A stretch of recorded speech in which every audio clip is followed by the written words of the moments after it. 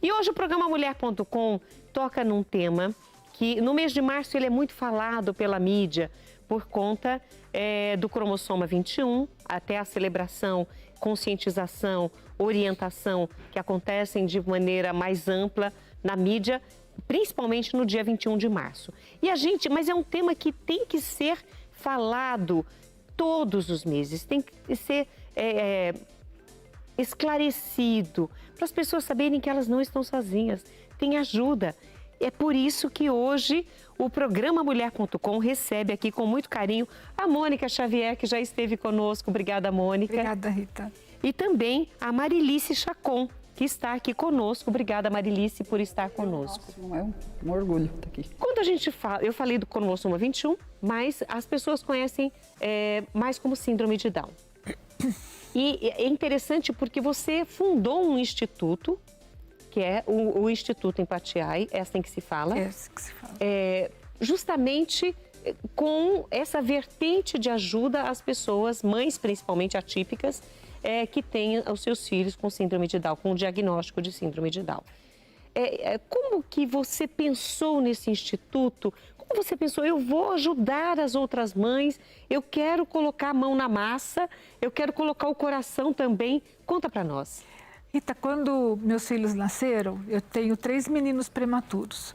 E um mais prematuro do que o outro. Então, eu comecei com 35, 34 e terminei nas 33 semanas. E o meu caçula ficou 60 dias numa UTI por conta de uma invaginação intestinal, teve uma infecção por fungo, foi desenganado mais de uma vez. Foi um período bem difícil da minha vida. E foi uma época que meu marido ficou comigo o tempo todo, mas mesmo que você esteja muito bem acompanhada, você está muito sozinha. Porque você evita falar certas coisas que você está pensando, porque as pessoas podem julgar você por que você está falando, né? Ah, mas seu marido te ama. Sim, ele me ama, mas ele podia falar, ela está enlouquecendo falando o que ela está falando, né? Então, naquela época, você imaginar, meu caçula tem 32 anos agora, né?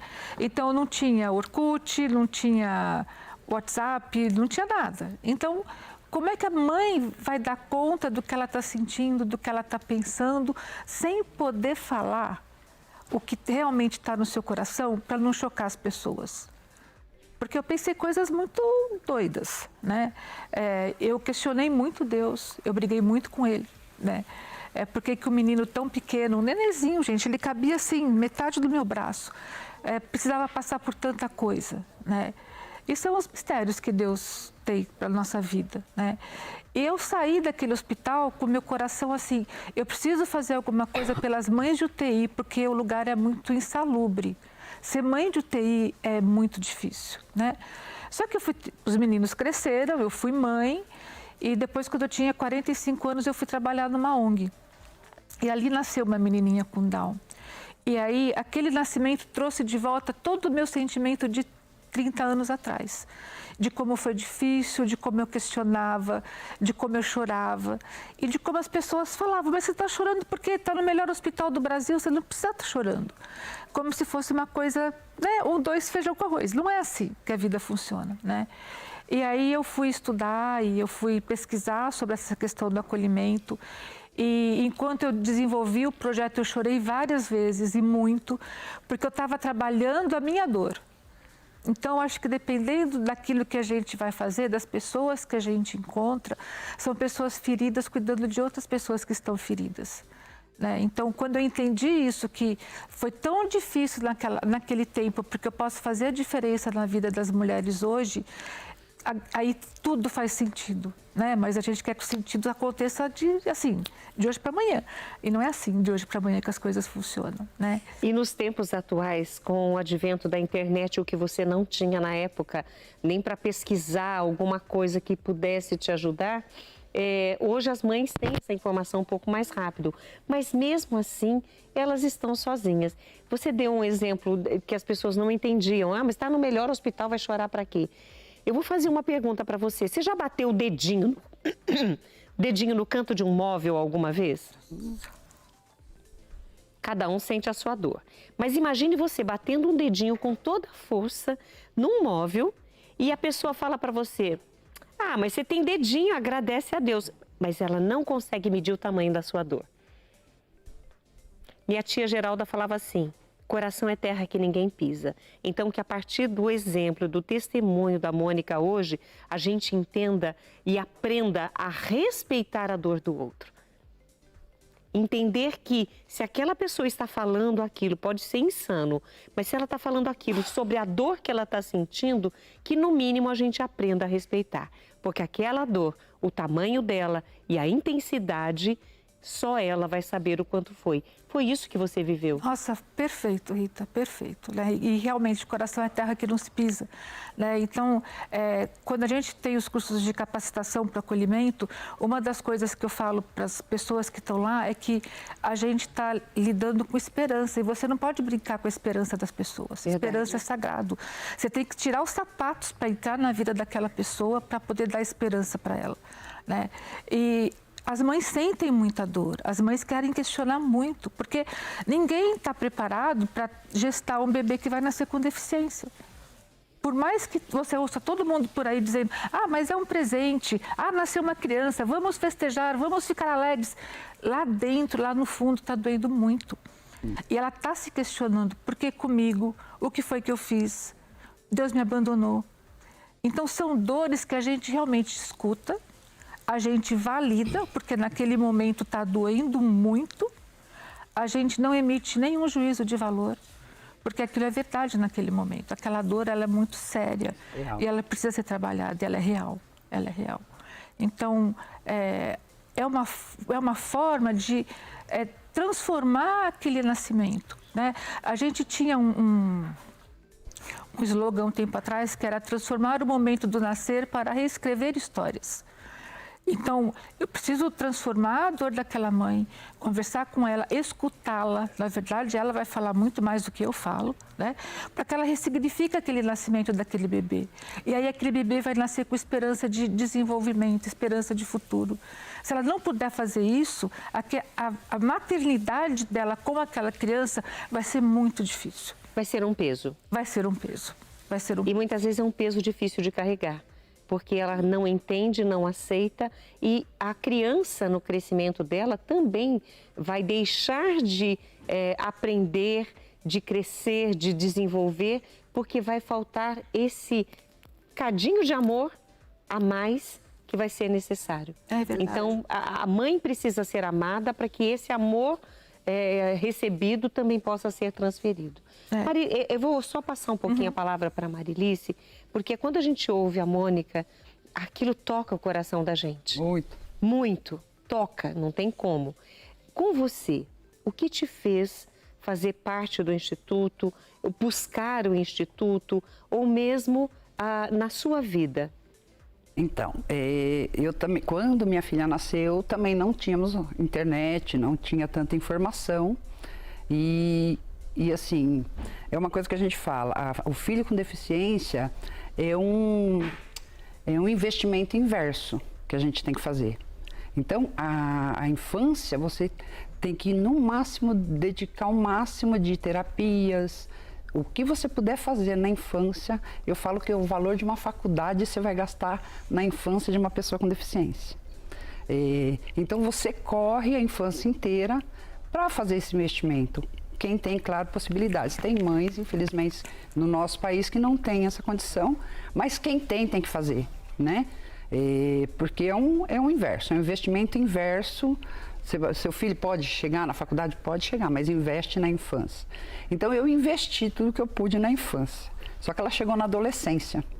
Aí você já tem outras necessidades, né? De entendimento dela com a deficiência dela. Então, eu falei, eu preciso fazer com que minha filha conviva com outras pessoas com deficiência, porque ela começou a se apaixonar pelos meninos da escola, né? Eu falei, nossa, eu preciso colocar ela no meio também. Porque aí vem essa fase hormonal, essa de convivência. Loucura, loucura. E aí, eu já fazia parte de alguns grupos de WhatsApp, e no Instituto tem os encontros, né? Todo mês nós fazíamos, né? Eu me incluo porque eu já faço parte do Instituto, né? E foi através desse encontro que eu cheguei no Instituto, né? E assim, fui super bem acolhida pela Mônica, é óbvio, e comecei a conviver com outras crianças, com outros jovens, né? Então, eu tive que introduzir a minha filha, que hoje vai fazer quase 18 anos já, né? Para participar mais desse mundo e para ela se conscientizar dessa deficiência dela também.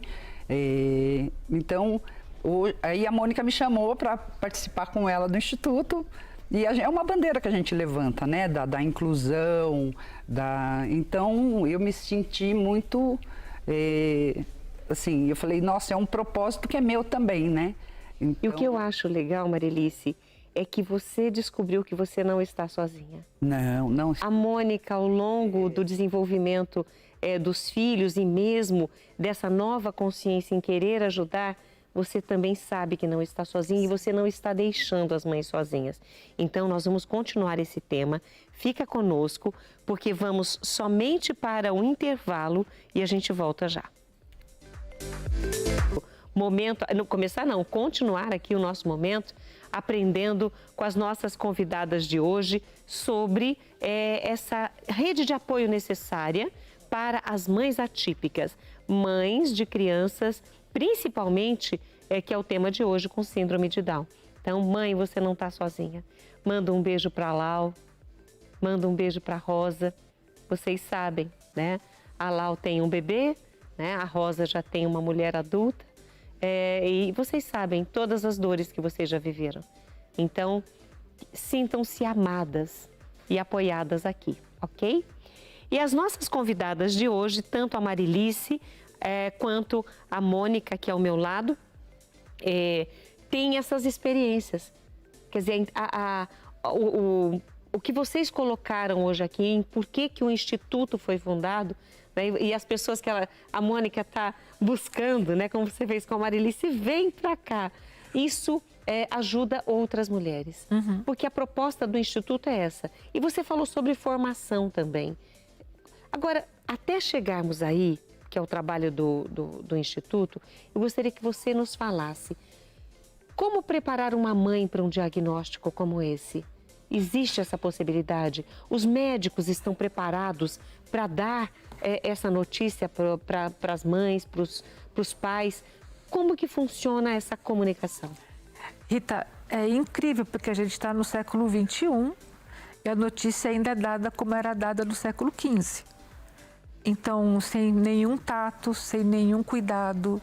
Muitas mães ainda recebem a notícia que o bebê nasceu com deficiência na sala de parto. E algumas recebem a notícia na sala de parto com pedido de desculpas. Desculpa, seu bebê nasceu com deficiência. E aí ele já faz um rosário de coisas que aquela criança não vai fazer na cabeça dele. Não vai falar, não vai andar, não vai aprender, não vai nada. Então, você imagina alguém que gestou uma criança por 9 meses, né?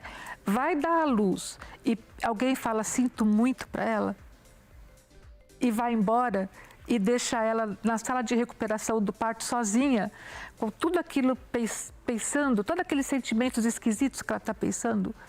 É muito cruel a forma como a maior parte dos médicos Eu achei faz. que isso era mais humanizado. Não é. Infelizmente não é. Não é. Por isso que, não é soberba, mas é por isso que o trabalho do Ipatiaia é tão importante. Porque na hora que vem a desesperança, a gente chega para dar a esperança. Porque não tem como você sair pulando de alegria porque seu bebê nasceu com deficiência. E aí o que acontece? Ninguém vem visitar, ninguém vem na maternidade te ver. Medo. Por quê? Porque eles não sabem o que vão te dizer, não é porque eles não gostam de você. Então você fica mais sozinha. Você fica mais sozinha. E caraminholando aquelas ideias, né? Eu sou uma pessoa ruim, o que eu fiz durante a minha gestação para o bebê nascer com Down, que pecado eu cometi, será que não foi aquela taça de vinho que eu tomei quando eu nem sabia que eu estava grávida? Então, você sabe que mulher tem uma criatividade absurda, né? Sim. Então, né? E nunca vai pensar uma coisa boa. Não, nunca vai pensar uma coisa boa, só coisas difíceis. Milhões de coisas, né, Marilice? Questão de E é incrível porque as faculdades de medicina, pelo que eu tenho ouvido, eles têm uma aula sobre síndrome de Down no curso inteiro. Então, é só para saber, Então, mas Uma aula? Uma aula, né? Então, como é que ele vai? Tem um protocolo? Tem um protocolo. É para o pai e a mãe estarem juntos, com o bebê no colo, num lugar silencioso, com muito respeito. O médico vai chamar a mãe pelo nome, o pai pelo nome, o nome do bebê, e aí ele vai contar. Porque quando você trata uma pessoa como mãezinha e paizinho, você cortou todo tipo de comunicação, né? Então, tem um protocolo e que ele não é tão difícil. Mas ele ainda, a gente tem que batalhar para que esse protocolo vire realmente, dentro da humanização do parto, uma coisa normal. Para você ter, só te cortando, para você ter uma ideia, quando eu descobri na gravidez, né, a síndrome de Down, eu fiz o exame de amniocentese, o resultado do exame que sai com uma aberração cromossômica. Você olha um resultado de um exame chamado aberração cromossômica, você pensa o quê? A própria palavra aberração, você pensa numa coisa absurda. Não, você já fala, o mundo caiu, né? Então, é daí para pior, pra você ter ideia. E olha, inclusive as meninas trouxeram fotos que a gente vai ilustrar a nossa conversa para que você de casa tenha aí consciência do trabalho da Empatia e desse instituto maravilhoso que tem ajudado tantas mães. Você pode comentar para nós sobre a foto? Posso. Aí é uma oficina de costura. É a de costura? Não foi a do crochê? Não, é do crochê. É uma oficina de crochê que está rodando a todo vapor. O que a gente faz? Vocês começaram com costura ou não? Não. Começaram com crochê. Na verdade, a gente começou com a ideia, né, que teria um dia de costura, um dia de crochê, um dia de culinária, um dia, mas assim, né, tem que ser um passo de cada vez, né. Então, as mulheres, elas vêm para o instituto para aprender crochê. Mentira, elas vêm do instituto, só que não. Elas vêm para o instituto para encontrarem uma rede de apoio lá dentro. Então, encontrar pares, exatamente. E ter um lugar de conversa, um lugar de troca, que é muito importante. A Marilice, ela já fez até uma bolsa de crochê. Fiz 4 já. 4 já. Mas na volta daquela mesa, acontece de tudo. A gente dá risada, a gente chora muito. Tem uma mãe ou outra que eu pego pela mão e levo lá para cima para a gente conversar, porque está sendo muito difícil naquela hora. Então, a dificuldade não está só quando nasce o bebê, é uma dificuldade constante. Porque você tem expectativas em relação ao seu filho, tem os marcos de desenvolvimento. Todo mundo fala dos marcos de desenvolvimento. Vai sentar com 5 meses, vai engatinhar com 6, mas isso aí não acontece não. Aí foi nossa festa de Natal. Ah, que linda! E esses meninos que estão aí, eles fazem parte do nosso grupo de tear. Ah, é sério? Tem tear também? Tem tear também. Começou ano passado. Começou ano passado. Tear para jovens com deficiência, para eles encontrarem uma forma de um ofício.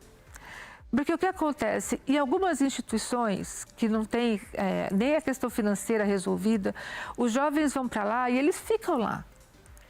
Só que esses jovens crescem, eles precisam de renda, eles também vão pagar boleto. Então, como é que você vai querer que ele arrume um emprego se ninguém ensinou esse menino a trabalhar? Se ninguém ensinou a como trabalhar uma planilha de Excel, ninguém ensinou a como trabalhar o Canva, por exemplo. Então, vamos trazer... A própria convivência profissional, né, com outros pares. Como é o ambiente corporativo? Né, onde ele será inserido. E essa questão da convivência, a Mari pode contar, porque a gente tem uma menina que ela entrava de cabeça baixa, ela não dava bom dia para ninguém, e hoje ela já desce sozinha, faz o seu café, dá boa tarde para todo mundo, porque isso começou a ser desenvolvido nas aulas de tear que ela fez. Olha que legal. É muito legal, é muito legal. Eu que aprendi tear para ensinar. Eu sou a professora de tear hoje em dia. Você que é a professora de tear. O que vocês fazem no tear? Porque o crochê é infinitas possibilidades. O tear também, mas só que tem que ser muito habilidoso para fazer, né? Então, o desenvolvimento de motor também no tear, por isso que a Mônica recebeu uma doação de tear de pinos. Ah, que legal! Que ele é um tear mais fácil de mexer, né? Então, o jeito de segurar, então isso vai melhorando a coordenação motora, a concentração, que é muito importante para eles. Hoje o Instituto trabalha também com deficiências como autismo, né? Então, normalmente são para jovens, né? A partir de 16 anos. E então o TEAR ajuda muito na concentração, no raciocínio, na questão da manualidade mesmo, né? Então, e a troca que a gente faz, né? Essa troca de estar ali conversando, longe das mães, porque o objetivo Perto das mães. É assim, mãe é muito bom, mas mãe é muito bom também bem longe do filho dela. Principalmente nas aulas. A gente não vê eles crescerem, a gente não vê que eles estão se tornando adultos. Então hoje eu tenho uma moça de 20 anos e um rapaz de 19. Eles não querem muito mais a companhia da mãe o tempo inteiro, eles querem essa independência. Essa independência, né? é verdade. Então eles gostam de ficar, né? Fazer as atividades dele. Tanto que quando a gente desce para o café, tem umas mães que ficam, ai, calma, deixa ele se virar. Eles precisam aprender a se virar. Né? Eles então, se sentir seguros. Eles têm Sentindo-se seguros, eles se sentem inseridos. Isso mesmo. Isso mesmo. Meninas, eu quero agradecer vocês por estarem aqui. Nós já estamos disponibilizando os contatos do Instituto Empatiai. Vou lembrar sempre. E eu, assim, sucesso. Obrigada. Que mais e mais mães possam buscar, se forem distantes, que busquem de maneira virtual, mas só para elas saberem que elas não estão sozinhas. É verdade, elas não estão sozinhas. Foram quantas famílias? Mais de 350 Em 10 famílias? anos a gente atendeu 350 famílias, Brasil afora. Brasil afora. Brasil afora. Deus abençoe. Então, amém. Amém. Obrigada pelo trabalho de vocês, obrigada pela presença. Que vocês sejam luz hoje, a partir aqui do Mulher.com, luz aí para muitos corações. Amém. Amém, Rita.